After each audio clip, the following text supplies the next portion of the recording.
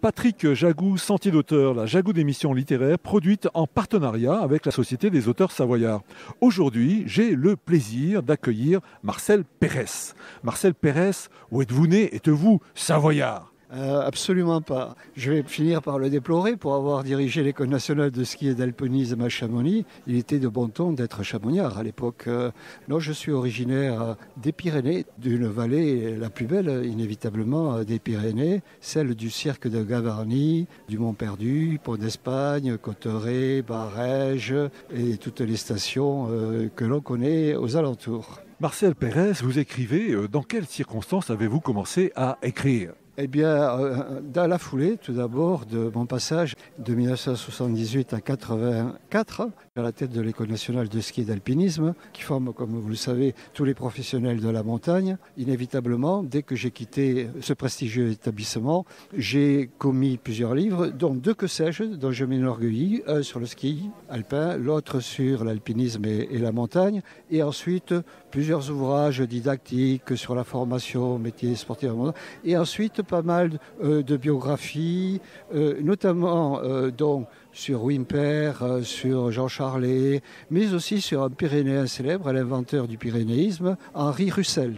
Et dans la foulée, là, je viens d'écrire, il a été marqué par cet homme fascinant, une biographie sur Lionel Terray, comme il se définissait lui-même, le conquérant de toutes les montagnes du monde, et ce, en toute humilité, parce qu'il n'était pas du tout prétentieux. C'était un peu présomptueux d'écrire une biographie de quelqu'un qui a fait son autobiographie en plus de 600 pages et qui était à l'époque un best-seller pendant une dizaine d'années, tiré à plus de 4 millions d'exemplaires, comme premier de cordée. Et j'ai voulu donc démystifier et démythifier ce personnage fascinant pour avoir approché ses amis professeurs à l'ENSA, les anciens, quand je suis arrivé à l'École nationale, qui m'ont donné des témoignages de son épouse aussi, que j'ai bien connue pendant 5-6 ans, bien connu aussi un de ses grands amis, un Hollandais d'ailleurs, professeur à l'université d'Amsterdam, avec lequel il a fait plusieurs expéditions, notamment dans les Andes, et ils sont devenus de très très grands amis. Et il attachait beaucoup de prix, comme c'était le cas avec Lachenal,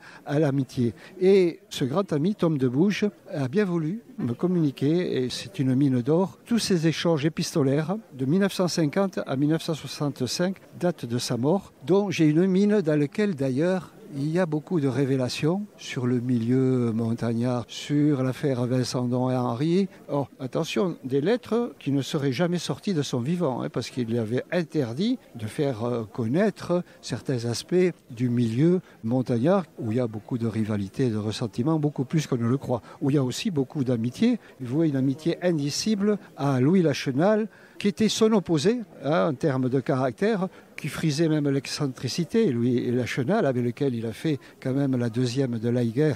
La première y a été réalisée en 1930, et dans un temps canon d'ailleurs, et la quatrième des Joras dans un temps canon aussi par rapport à ses prédécesseurs. Donc tout cela m'a conduit à décrypter ce personnage un peu mystérieux à mes yeux, très intellectuel, enfin un être très complexe, indépendant, mais capable non seulement d'amitié, mais de rechercher la solidarité dans l'accorder à tout prix, capable de renoncer à plusieurs sommets parce qu'un des membres de l'accordé n'était pas en état, mal des montagnes ou autres, de parvenir au sommet. Ce qui, tant à l'heure actuelle qu'à l'époque, ne courait pas les rues. Voilà.